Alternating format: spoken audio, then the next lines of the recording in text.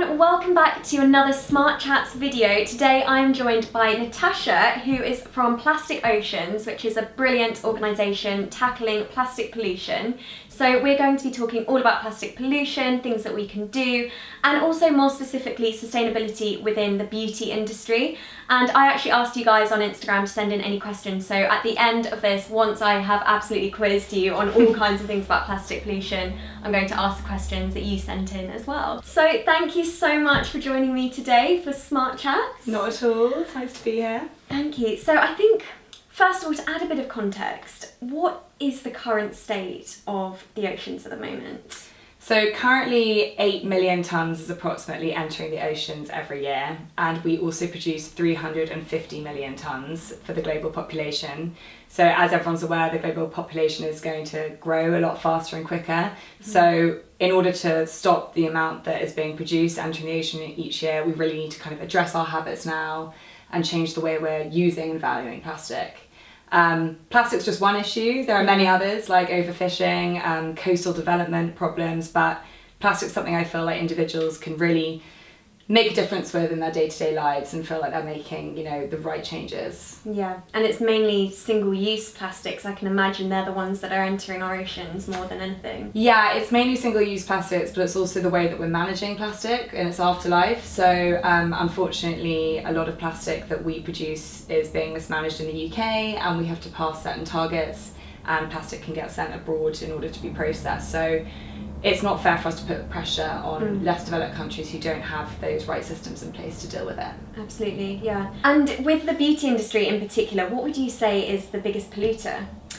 Well, as everyone's aware, wet wipes are a massive problem at the moment in the beauty industry.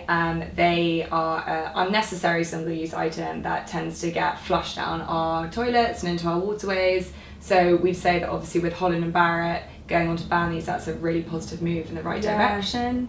But then otherwise, really, it's just the giveaway culture that we're in at the moment. Retailers like to kind of give away tons of sachets which can't be recycled. Yeah. So we really need to evaluate what we do and don't need in terms of our beauty regimes. Definitely. So Plastic Oceans have collaborated with Holland and Barrett on this brilliant campaign. It's all about zero waste, zero wipes. So Holland and Barrett, the first UK retailer in the UK high street to ban single-use wet wipes, which is a brilliant initiative, and they have come up with the alternatives. So these are the more sustainable alternatives. We've got like the cotton pads, we've got the muslin cloths, these come as a pack of 2. So many other things that are just brilliant for people to use instead of those single-use wipes. And I know that one of the main issues with wipes is that 9.3 million of these single-use wipes are flushed down toilets, which baffles me. I'm like, how does that even happen? Every single day in the UK alone, so that's 9.3 million wipes. I just can't get my head around that figure. So I think these are such a great alternative, not only for the environment, but also economically. Yeah, exactly. It makes it so much more cost effective. Definitely. What would you say is actually the main issue with the single-use wipes? Because I've heard a lot about microfibers. Sure. The problem is that a lot of people are used to their disposable habits. So actually, as soon as you flush a wet wipe down the toilet, our waterways tend to flow out into the ocean, unless they're clogging out the waterways in the first place, and they will be shedding microfibers, which comes from the polyester plastic that is used within the wipes. Right. The problem is that when microfibers are in the ocean, they can attract chemicals, and these chemicals are then being eaten by the base of our food chain and being carried up through into the human food chain.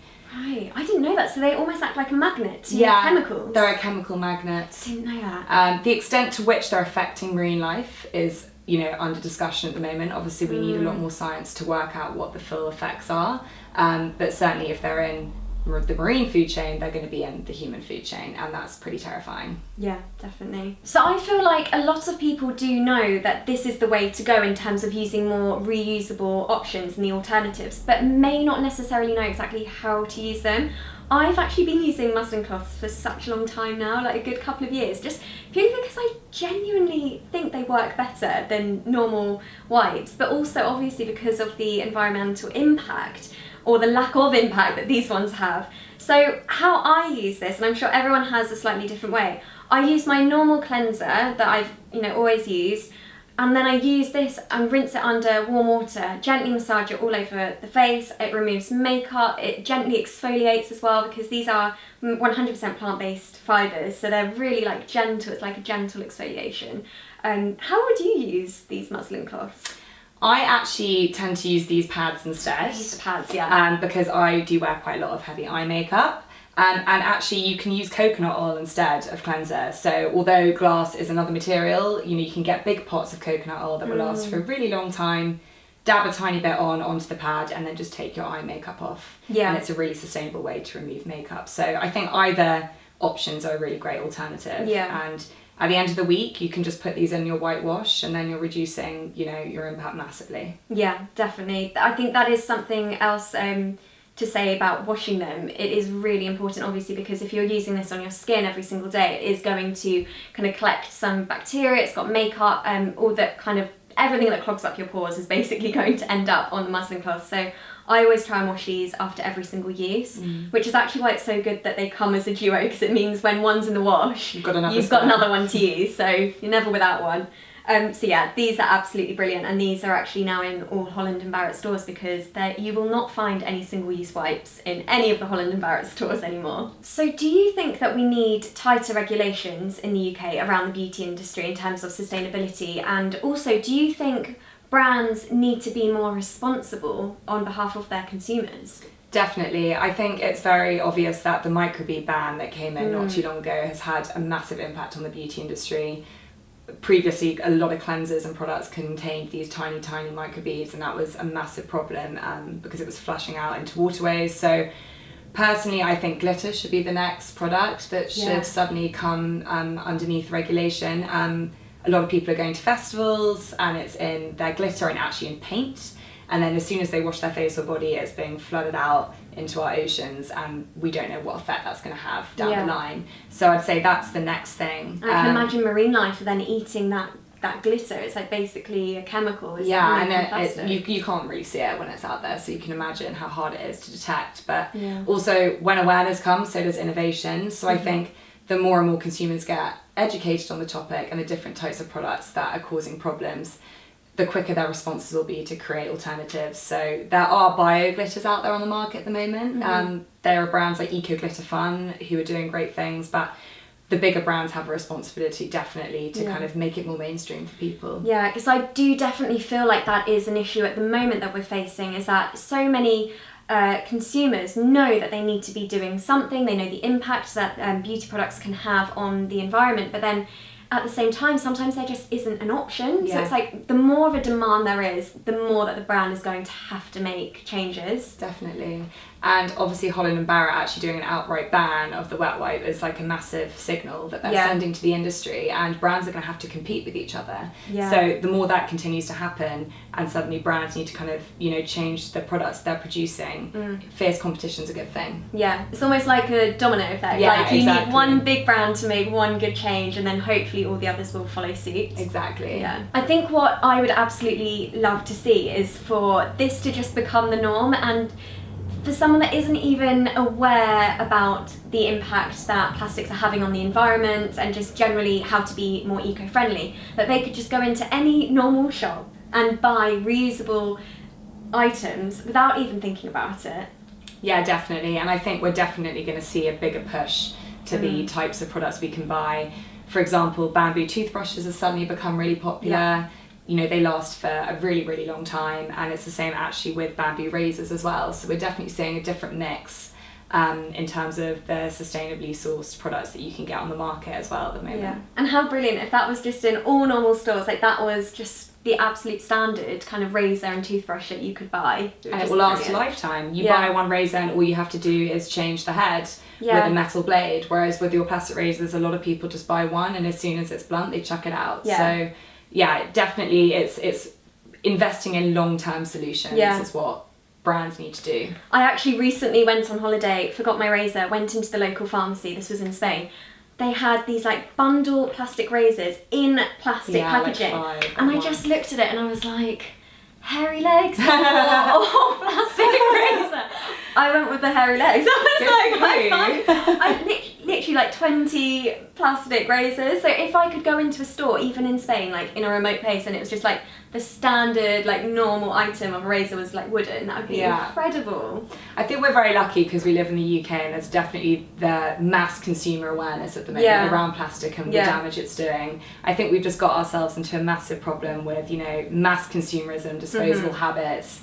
Everyone loves, you know, buy one get 5 free, and we just need to start really valuing what we're using and reducing how many items we need. It's a change of mindset, isn't it? Getting out of that like disposable kind of mindset of investing for life. Definitely.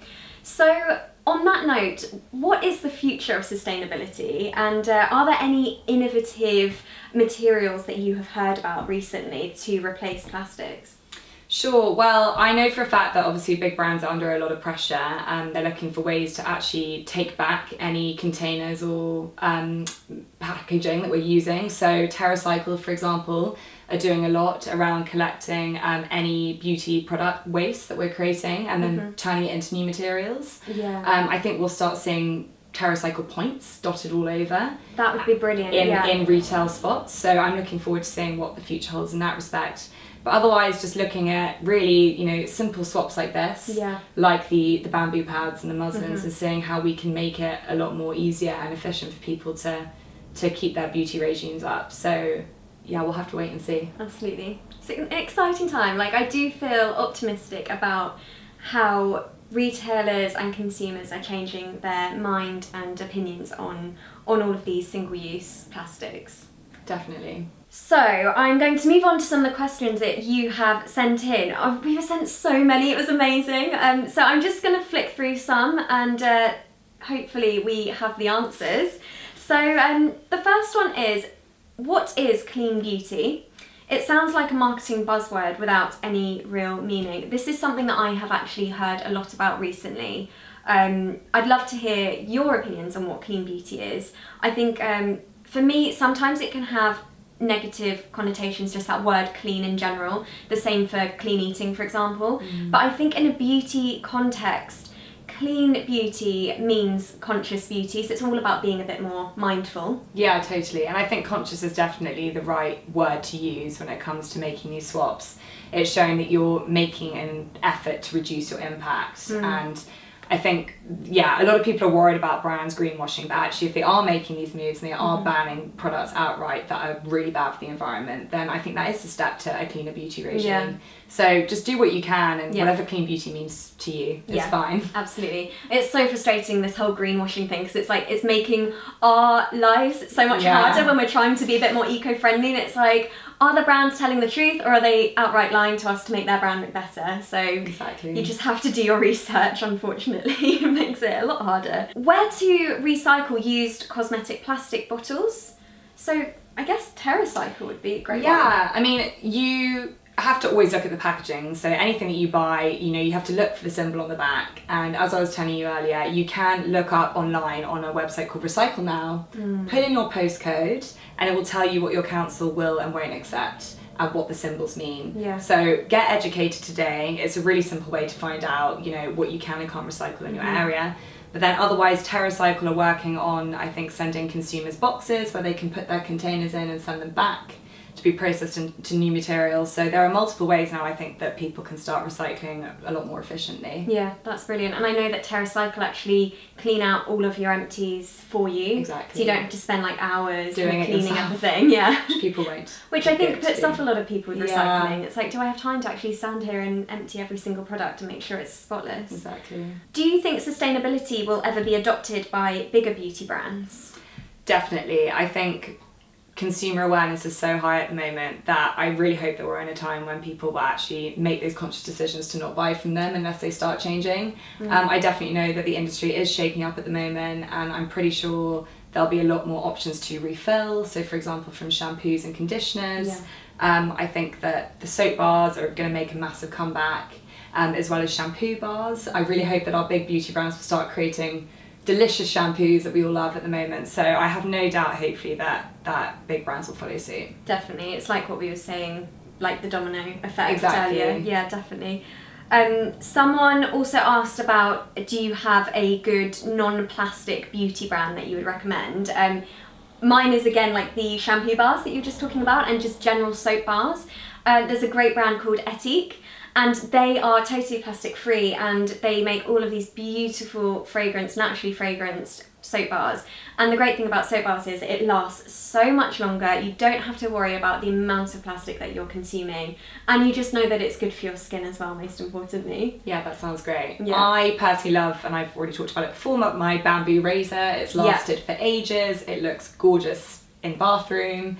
And as soon as the razor gets blunt, you can literally just move a metal sheet and buy a replacement. Wow. So that's what I use, and I will have to tell you what brand that is at the end, because I can't quite remember it at the moment. Oh, no, that sounds really good. But more of them are emerging on the market, so look out for them, they're great. That's brilliant. Patricia has asked, how can we clean up plastic that's already in the water and oceans without it being a beach cleanup?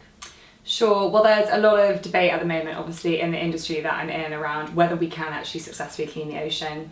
Technologies are being tested, but right now we don't really know whether it's possible. Actually, a lot of people don't know that 80% of plastic actually sinks to the bottom. God, I didn't know that, really? So eventually a lot of our plastic will suddenly reach the ocean floor. So No. Plastic Oceans UK are really, really passionate about focusing on plastics not reaching the ocean in the first place. Yeah. And the way we're doing that is working at the moment in education, science, and then sustainability programs of businesses. So there are multiple ways that we think we can hopefully try and achieve this goal within a generation and make it go global, hopefully. And you're right in it being more about solving the issue in the first place and making sure that less plastic is actually entering into the oceans to begin with. My friend Kelly actually yesterday said something really interesting that stuck with me. It's imagine a bath that's overflowing. The tap's on, it's running, it's overflowing. What do you do first? You don't grab the mop to clear up the water that's overflowing. You turn off the tap, and I think it's the same with plastic pollution. Let's actually stop the amount of plastic, single-use plastic, that we are consuming as much as possible to actually prevent that entering into our oceans. Definitely, and I think as well a lot of people need to realise that they can only do so much. Like, we live in a very big consumer society, and like we've said with beauty, the brands have got to start acting now and changing their disposable habits so that we don't constantly feel guilty all the time, because it's hard. Definitely. And all we can do, I think, is get educated and be more conscious, and firstly reduce and refuse any plastic outright that we can. Yeah, so true. Well, thank you so much. I think we've covered so many amazing topics. I've learned so much. No, it's really, really brilliant having you here, and I hope you all found that really interesting at home as well. So thank you so much for watching. Bye.